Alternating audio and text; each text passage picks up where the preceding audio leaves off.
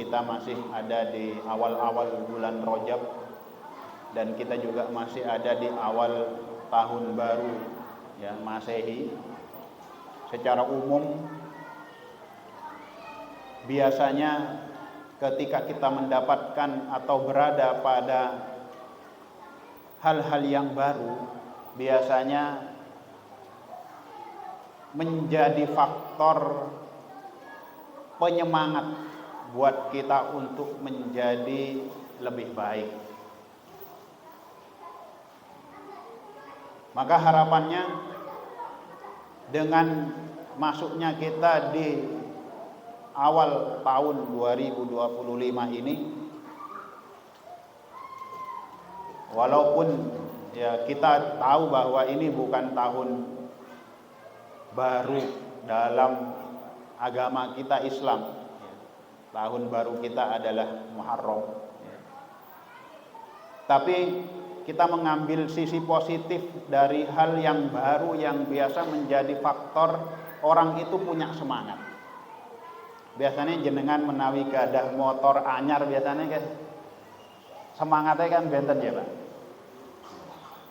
Biasanya motor lawas gak pernah dimandikan, terus biasa kotor, giliran baru sering dimandikan.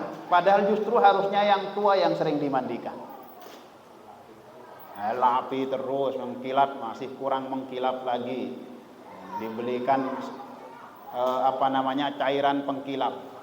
Oh sudah kinclong dikinclongin lagi, karena memang semangat baru, punya rumah baru ya, punya semangat nyapu terus dan lain sebagainya. Padahal rumah baru ya memang bersih terus.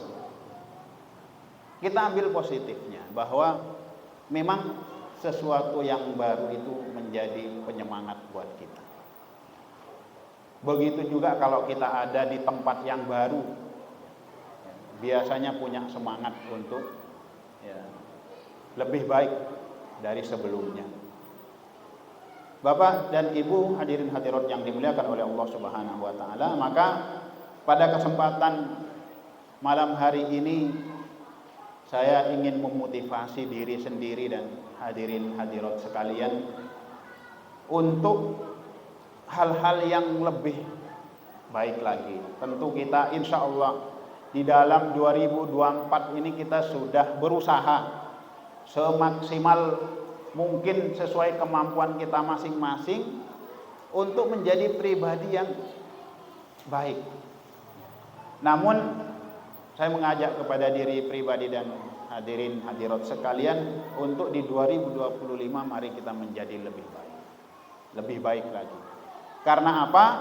Ya, kita insya Allah yakin semuanya bahwa bertambahnya tahun ini berarti semakin mengurangi waktu kita untuk berada di dunia ini. Ibarat kalau zaman dulu nak kaset niku enten kaset pita nih. Jenengan ya jelas ya, ingat itu. Saya saja masih ketemu kaset zaman dulu kita. Ya ibarat kaset ini kalau sudah muternya ke kiri terus berarti setelah lama muter nanti sebelah kanan itu sudah hampir habis. Jadi kita sudah berjalan cukup jauh.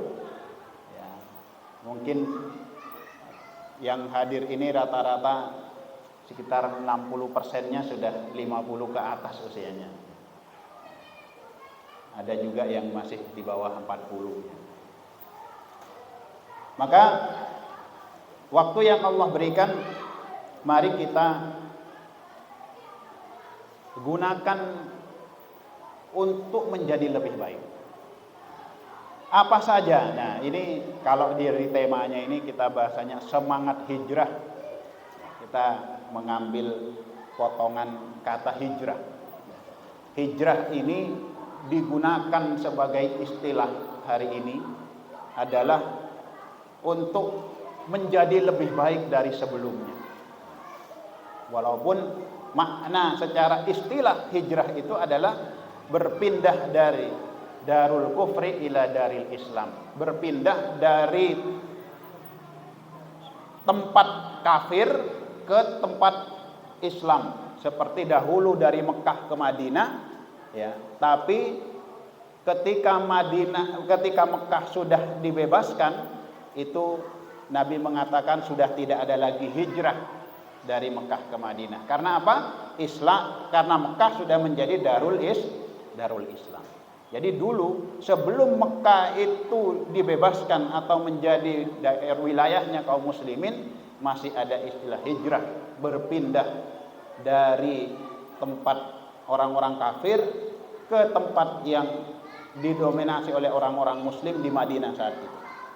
Namun ketika sudah terjadi Fathu Mekah, tidak ada hijrah setelah Fathu Mekah, karena Mekah sudah menjadi Darul Islam. Tapi hari ini bahasa-bahasa istilah yang digunakan yang sering menggunakan istilah hijrah adalah perubahan dari yang sebelumnya kurang baik menjadi baik, yang sebelumnya sudah baik menjadi lebih baik lagi.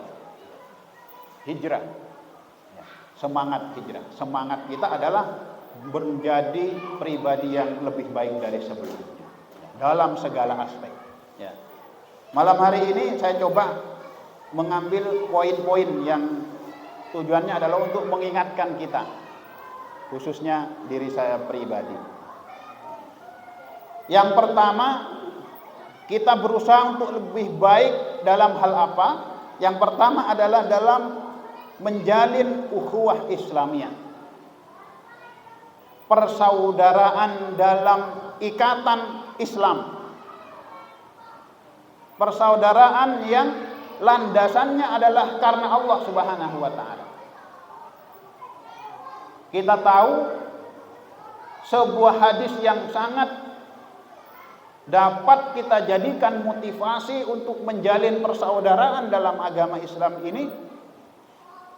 Di antara 7 golongan yang kelak akan mendapatkan naungan Allah Subhanahu wa taala di padang mahsyar ketika tidak ada naungan kecuali naungan Allah, di antaranya adalah ada 2 orang laki-laki yang saling mencintai karena Allah Subhanahu wa taala. Bahasa ini bukan hanya berarti berlaku untuk 2 orang saja, tapi ini maknanya adalah siapapun yang menjalin persaudaraan karena Allah, itu kelak akan mendapatkan naungan Allah Subhanahu wa taala. Nah, saya yakin sebagian daripada kita ini adalah persaudaraannya ya, adalah karena itu, karena Allah. Ini yang paling merasakan salah satunya yang orang asing kayak saya begini, merasakan banget. Coba apa landasannya? Jenengan bisa memanfaatkan saya apa? Nggak ada manfaatnya. Hanya karena orang sesama muslim yang keturunannya nggak jelas. Ya. Saya sering mengucapkan nggak jelas itu dalam artian orang Jawa bukan. Ya. Nah, Jawa Timur tapi kok di pojokan sana nggak jelas. Madura nyebrang lagi. Dibilang Sulawesi ada di wilayah Madura, Jawa Timur. Tapi itu tidak menjadi persoalan. Karena apa? Ikatannya adalah al-ukhuwah Islamiyah. Saya setiap keluar rumah, entah ke pasar, entah kemana, banyak sekali yang nyapa. Nah, itu indah sekali persaudaraan karena Islam. Kalau suku jelas, ya mungkin hanya berapa orang yang sama dengan saya di sini. Bugis, suku Bugis, ya. Yang lahir di Madura kan, makin gak jelas. Ya. Kemudian persaudaraan karena Islam ini tidak mengenal batas. Ini hebatnya. Tidak mengenal suku, tidak mengenal batas wilayah, tapi ikatannya adalah karena iman. Maka sampai terjadi persaudaraan yang luar biasa lintas negara. Palestina dengan orang Indonesia, maupun negara-negara yang lain. Itu indahnya al-ukhuwah al-islamiyah, persaudaraan. Ya. Salah satu momen yang sangat asik persaudaraan karena Allah, al-ukhuwah al-islamiyah, ini bagi teman-teman yang pernah merasakan di pesantren, ya, itu Masya Allah, itu luar biasa. Karena di pesantren ini terkumpulnya orang dari berbagai macam suku, bahkan dari berbagai negara. Di pondok saya dulu itu ada yang dari Malaysia, ya. Kalau Indonesia udah cukup, mulai dari Irian sampai Aceh sana itu ada. Itu luar biasa. Apalagi kita di situ 3 tahun atau ada yang 4 tahun bersama-sama, ya, susah senang bersama dan sampai hafal karakter masing-masing. Saking anunya persaudaraan kita.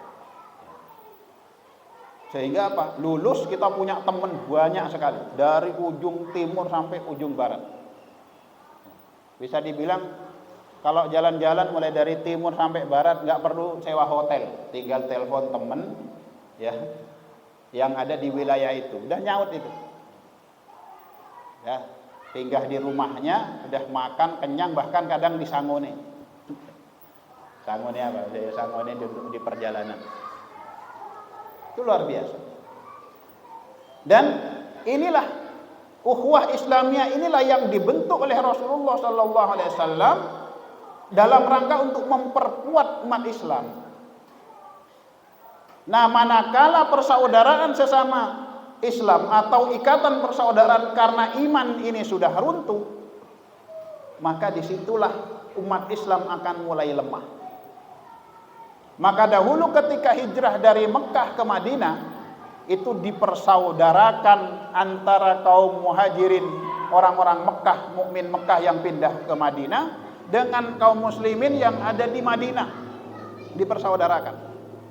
Karena memang persaudaraan karena ikatan iman ini yang memang luar biasa. Kalau persaudaraan hanya karena bisnis, itu lepas bisnisnya, lepas. Udah, gak menguntungkan salah satu, dilepas. Tapi persaudaraan karena Islam ini luar biasa ikatan. Nah, hadirin hadirat rahimakumullah, maka kita jaga ini. Maka hal-hal yang dapat merusak persaudaraan ini kita hindari. Diingatkan oleh Allah Subhanahu wa taala, ya, di dalam surat Ali Imran, wa'tasimu bihablillahi jami'an wa la tafarraqu wadhkuru ni'matallahi 'alaikum id kuntum a'da'an fa'alafa baina qulubikum fa asbahtum bi ni'matihi ikhwan. Berpegang teguh kepada agama Allah Subhanahu wa taala dan jangan bercerai-berai.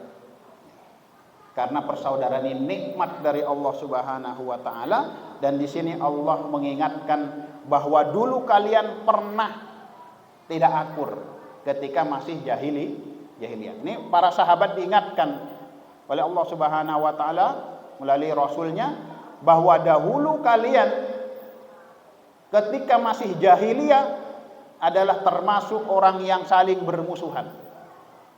Tapi datang Islam, dipersaudarakan dengan ikatan Islam. Maka Bapak dan Ibu rahimakumullah, kita hati-hati dengan hal-hal yang kadang sepele dapat merusak persaudaraan kita. Karena hal-hal yang sepele ini kalau dipicu kepentingan-kepentingan yang tidak baik, tujuan-tujuan yang tidak baik, ini menjadi besar. Hal-hal yang sangat sepele, kita buang hal-hal yang akan merusak persaudaraan. Kalaulah kita mendapati saudara kita melakukan kesalahan, silahkan diingatkan, diluruskan, tapi ingat bahwa meluruskannya harus dengan landasan kecintaan, karena itu adalah saudara kita, dengan cara yang baik, dengan cara yang baik. cara yang sopan, cara yang bisa diterima oleh dia. Sebagaimana Rasulullah SAW itu dalam kisah yang insya Allah kita sering dengar barangkali, bagaimana ketika ada saudara kita melakukan kesalahan, itu dilihat siapa yang melakukan kesalahan, itu dilihat dulu, sehingga beda orang melakukan, beda juga cara meluruskannya. Ya, contoh ketika zaman di mana Rasulullah bersama Abu Bakar As-Siddiq dan Abu Bakar radhiyallahu anhuma, ya, ada tiba-tiba orang Arab Badui yang tiba-tiba masuk ke Masjid Nabawi dan kencing di pojokan masjid. Dalam sejarahnya begitu. Kencing di pojokan masjid. Tentu zaman itu masjidnya belum granit ya. Masih kerikil katanya. Umar bin Khattab radhiyallahu anhu yang kita tahu karakternya dalam hal mencegah kemungkaran itu nggak main-main. Memang karakternya begitu. Ya. Langsung beliau dalam kisahnya itu siap untuk menggal si orang kencing, orang Badui. Ya memang karakter orang itu ya beda-beda gitu.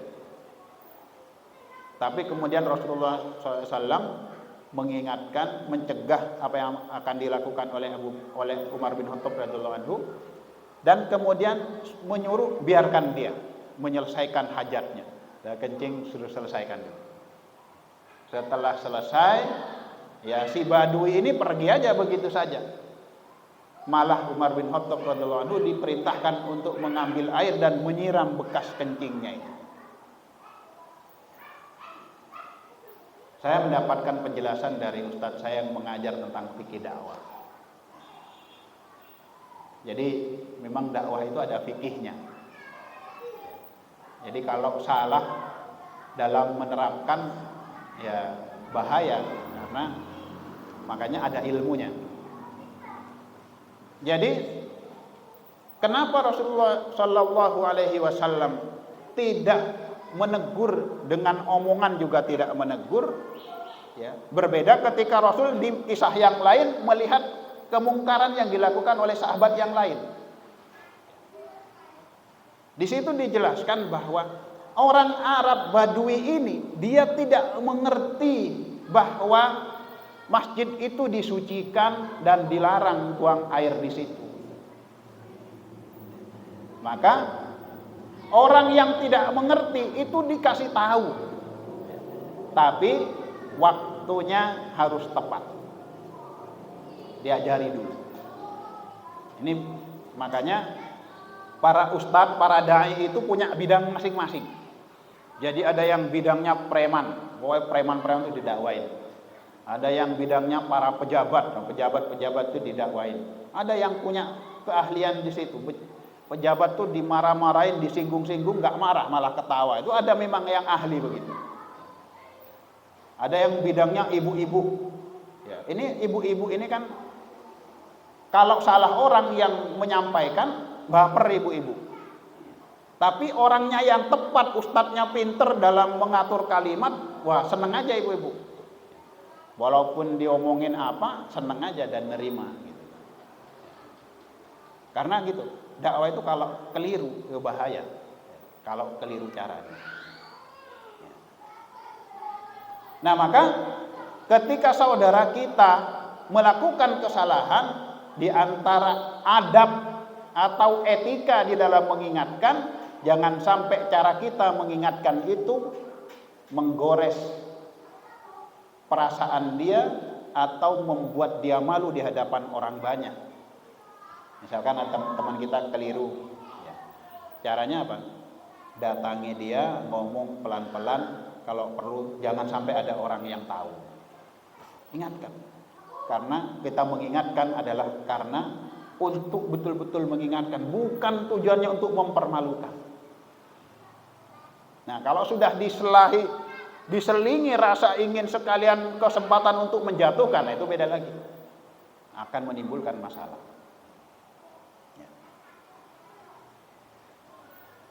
Bapak Ibu yang dimuliakan oleh Allah Subhanahu wa taala, jadi ukhuwah Islamiyah mari kita jaga agar persaudaraan kita tetap kuat. Dan persaudaraan umat Islam itu kalau kuat, ya, kita nggak ngapa-ngapain saja, itu orang-orang yang tidak suka dengan Islam itu udah ketar-ketir. Karena apa? Umat Islam itu kekuatannya kalau bersaudara. Ketika bersatu umat Islam itu kuat. Tapi kalau sudah bercerai-berai, bermusuhan antar satu muslim, kayak hanya satu kelompok dengan kelompok yang lain, nah itu bagian daripada bentuk perang dingin orang-orang kafir, orang musuh-musuh Islam. Merusak Islam gampang. Caranya apa? Buat kelahi antar satu muslim dengan muslim. Udah, kita nonton aja kan begitu mereka. Kalau sudah nonton, rusak, nggak kuat, lemah, ya, baru saatnya nanti mereka masuk. Nah makanya jangan tertipu dengan hanya kepentingan-kepentingan kadang pribadi yang menjadi prioritas sehingga merusak persaudaraan yang nilainya mulia di sisi Allah Subhanahu wa taala. Toh kalaulah kita banyak sekali perbedaan antar sesama kaum muslimin, itu kan masih lebih banyak persamaannya. Masih bisa diselesaikan dengan cara-cara yang baik. Bahkan kalau kita belajar tentang adab, etika, terhadap orang kafir pun ada etika. Jadi tidak asal-asalan. Di apa diantaranya? Diantaranya kita tidak boleh semena-mena menganiaya dia. Karena dia orang kafir, apalagi kepada seorang muslim. Sebagaimana kisah yang pernah kita dapatkan, bagaimana ketika Umar bin Khattab menegur Amr bin As, ketika Amr bin As berbuat dolim kepada orang Yahudi yang tanahnya diambil untuk pelebaran masjid. Kan pernah dengar itu kita kisahnya. Oh itu Yahudi loh. Tapi tegas Umar bin Khattab radhiyallahu anhu sebagai seorang khalifah menegur gubernurnya karena apa? Di situ terjadi kedoliman terhadap seseorang padahal dia seorang yang beragama Yahudi. Dia orang Yahudi. Tapi perkaranya adalah mengambil hak orang lain dengan cara yang tidak tepat. Memang jadi kan? Apalagi kepada sesama muslim. Bapak Ibu yang dimuliakan Allah. Kemudian berikutnya kita waktunya udah tinggal seperempat. Kalau tadi lebih luas kaum muslimin, ya, persaudaraan kita kuatkan, kita rendahkan hal-hal yang berpotensi merusak persaudaraan kita masuk lebih dalam, lebih kecil lingkupnya, yaitu di keluarga kita. Di tahun 2025 ini, apalagi ini kita ada di bulan Rajab, di mana bulan Rajab salah satu dari 4 bulan haram yang dimuliakan oleh Allah Subhanahu wa taala, di mana kebaikan dilipat gandakan di dalamnya. Maka kalau tadi kaum muslimin kita masuk ke keluarga kita, bagaimana di tahun baru ini keluarga kita bina menjadi lebih baik lagi, lebih samawah istilahnya. Apa? Sakinah, mawaddah, warohmah. Ya. Istri kita menjadi lebih kita jadikan sebagai peluang amal soleh. Lah, seorang suami senyum aja kepada istrinya itu pahala loh. Pahalanya besar. Dan tentara-tentara iblis itu paling sedih kalau ada suami istri romantis. Suami istri kok romantis, itu tentaranya iblis itu sakit hati. Nah, jenengan mau bikin sakit hati iblis apa? Bikin sakit hati istri. Karena dalam satu riwayat bahwa iblis itu punya tentara yang sangat banyak, kemudian pagi dan sore dia mengumpulkan tentara-tentaranya untuk cerita. Kalian sudah berbuat apa? Ada yang bilang saya sudah mengajak si fulan bermaksiat kepada Allah. yaitu dengan cara ya ada yang minum khamar, ada apa? Kata pimpinannya, kata iblis, alah itu biasa, nanti juga tobat dia. Yang lain cerita-cerita, itu dia hadisnya sifatnya agak umum kalimatnya. Nah, sampai pada ada salah satu tentaranya cerita, Tuan, saya sudah berhasil membuat si fulan bercerai dengan istrinya. Wah, akhirnya langsung, kamu hebat, top, prajurit paling keren kamu. Jadi ternyata prestasi tertinggi dalam dunia periblisan, ya, dunia persetanan, itu ketika sampai seorang suami istri bercerai.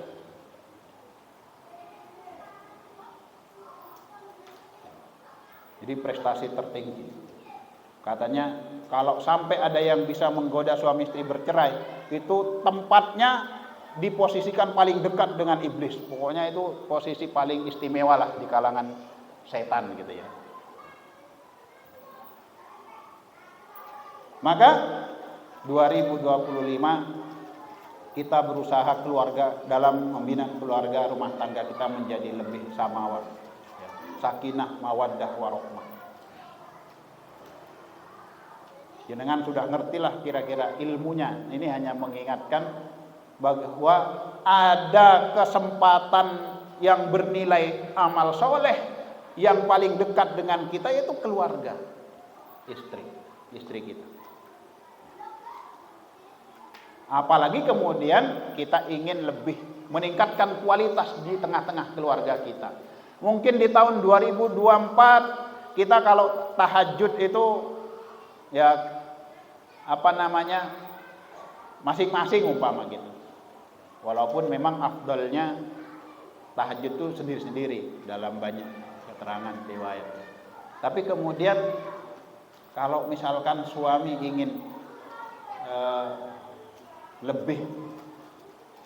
biar lebih disiplin, cobalah suaminya jadi imam, ya, istri dan anak-anaknya jadi makmum. Kayak kita di pesantren juga melakukan itu.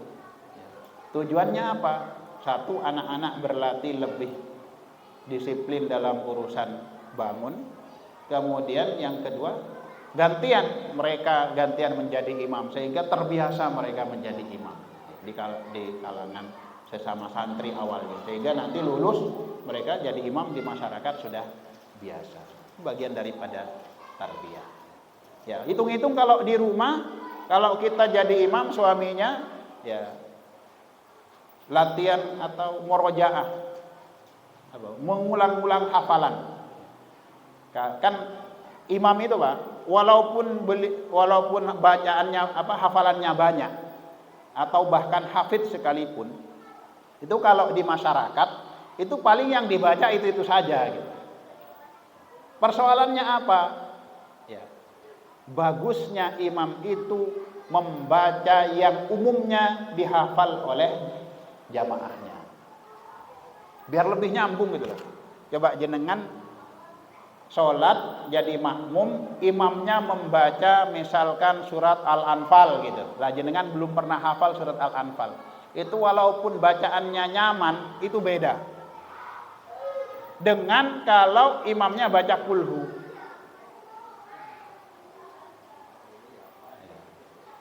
Apa ada yang gak hafal kulhu?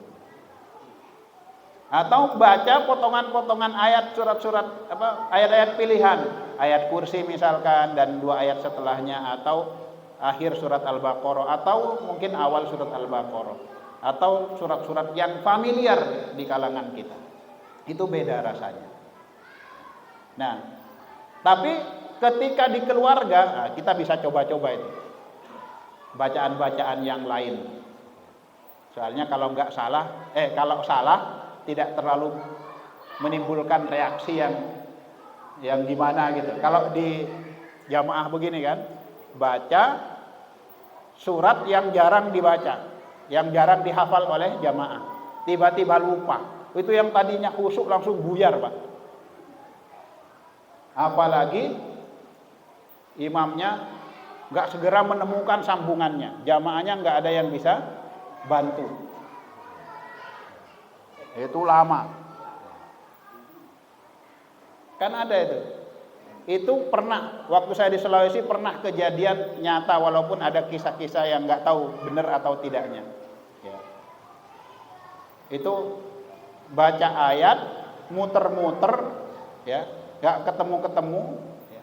Akhirnya dilanjutkan oleh jamaahnya, ternyata salah juga yang mengingatkan. Kalau yang banyak itu kan baca Al-Kautsar. Inna a'tainakal kautsar fasholli li rabbika wanhar. Inna a'tainakal kautsar. Mau inna syani'aka itu enggak nyampe-nyampe. Muter-muter. Akhirnya apa? Begitu diem jamaahnya, inna lillahi wa inna ilaihi. Itu yang paling nempel di kepala. Itu pernah kejadian bener itu. Ya. Padahal itu kan surat pendek. Tapi yang namanya ketika sudah lupa orang ya lupa dah ya lupa. Nah, di keluarga kita bangun keluarga kita lebih harmonis lagi, lebih kita bawa untuk jauh, untuk lebih dekat lagi dengan Allah Subhanahu wa taala. Mungkin kemudian kita program lagi habis maghrib itu ngaji bersama, barangkali saling menyimak yang mungkin tahun-tahun sebelumnya kita masing-masing ya, bahkan mungkin jarang sekali baca Quran setelah maghrib. Nah, tahun ini kita robah untuk lebih baik lagi ya, insya Allah itu akan membawa keberkahan di tengah-tengah keluarga kita ya. Kemudian dalam hal ibadah pribadi mungkin kita berlatih. Yang biasanya datang ke masjid nunggu qomat, itu datang ke masjid paling tidak selesai adzan segera ke masjid. Bacaan Qur'annya mungkin sehari itu hanya, bahkan mungkin bolong-bolong, kadang baca kadang enggak. Kita program lagi. Kalau ingin lebih disiplin lagi, itu biasanya ngajak teman. Ya, di masjid gini saling saling menyimak. Saya pernah lihat di Solo itu ada dua bapak-bapak yang sangat istiqomah, gantian itu menyimak di masjid itu, berdua terus. Ya, habis maghrib, habis subuh juga begitu sampai syuruk. Masya Allah, itu mungkin beliau ingin bersama-sama bersaudara dunia dan akhirat mungkin. Sampai luar biasa beliau. Bapak Ibu yang dimuliakan oleh Allah Subhanahu wa taala. Jadi dari pertama tadi yang lebih luas adalah kita jaga persaudaraan kita, semangat lagi untuk mempererat jalinan persaudaraan sesama muslim ya. Agar apa? Agar tidak mudah luntur hanya gara-gara perkara-perkara yang sepele, namun mengorbankan persaudaraan dengan landasan iman ini yang luar biasa nilainya di sisi Allah Subhanahu wa taala, bahkan dijanjikan akan mendapatkan naungan Allah di padang mahsyar yang saat itu betul-betul orang membutuhkan naungan Allah Subhanahu wa taala. Bersaudara karena Allah Subhanahu wa taala. Terus tadi lebih masuk sedikit yaitu di keluarga kita, perkara-perkara yang mungkin dahulu kita kan semakin dewasa sudah, berkeluarga sudah belasan tahun ya, itu harus lebih dewasa sehingga perkara-perkara yang tidak penting dipersoalkan gak usah dipersoalkan di keluarga. Bahkan kita lebih bijak di dalam menyelesaikan persoalan di keluarga sehingga kita menjadi keluarga yang gak apa-apa setan sakit hati itu gak apa-apa ya. Karena memang setan adalah musuh kita. Biar kita tidak mudah digiring ke ranah yang membuat nanti pasukan iblis malah berprestasi di kalangan para setan itu, yaitu kita semakin kuatkan kekeluargaan kita, ya, atau di keluarga kita, suami, istri, dan anak-anak kita. Kemudian tadi pribadi, mari kita berlatih untuk menjadi pribadi yang lebih baik, memanfaatkan waktu jauh lebih baik, ya. Kemudian melakukan hal-hal positif yang sifatnya memberikan kemanfaatan untuk pribadi, dan kalau lebih baik lagi ketika kemanfaatan itu untuk bermanfaat bagi orang lain, sebagaimana kita sangat hafal hadisnya, ya, khairun nas anfa'uhum linnas, sebaik-baik manusia adalah orang yang dapat menjadi wasilah kemanfaatan atau bermanfaat untuk orang lain. Mudah-mudahan kita termasuk orang-orang yang dapat menjadi wasilah kemanfaatan buat orang lain. Barangkali itu. Oh, masih lama ya? Jam saya kok sudah 14 menit. Oh iya benar. Udah dikit. Bapak Ibu yang dimuliakan oleh Allah Subhanahu wa taala.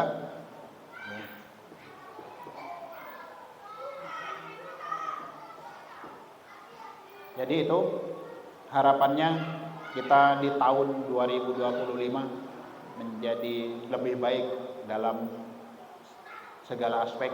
Tentu untuk menjadi lebih baik itu tidak mudah, karena semua kebaikan itu ada rintangannya.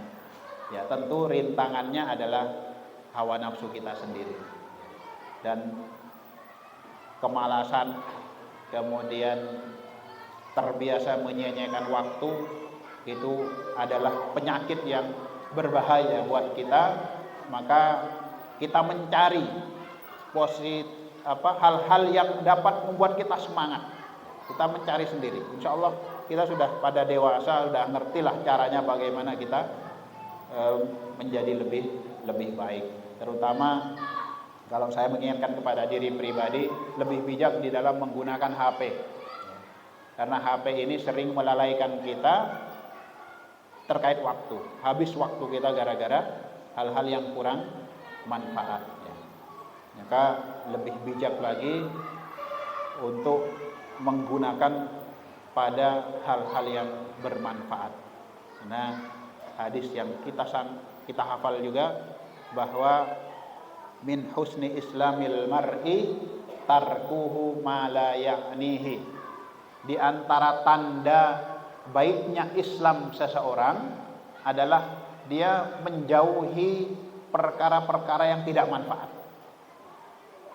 Jadi bukan hanya maksiat dijauhi, maksiat pasti dijauhi, tapi lebih lagi perkara-perkara yang gak manfaat ditinggalkan. Itu tanda baiknya keislaman seseorang. Mari ini kita berusaha, ya, untuk menjadi pribadi yang lebih baik. Tentu saya bukan yang terbaik di sini, saya hanya mengajak kepada diri pribadi untuk menjadi motivasi, dan harapannya kalau apa yang saya sampaikan ini ada kebaikan dan diamalkan oleh panjenengan, kiranya itu menjadi jariah buat saya. Kurang lebihnya mohon maaf. Astagfirullahaladzim. Alhamdulillahirabbil alamin.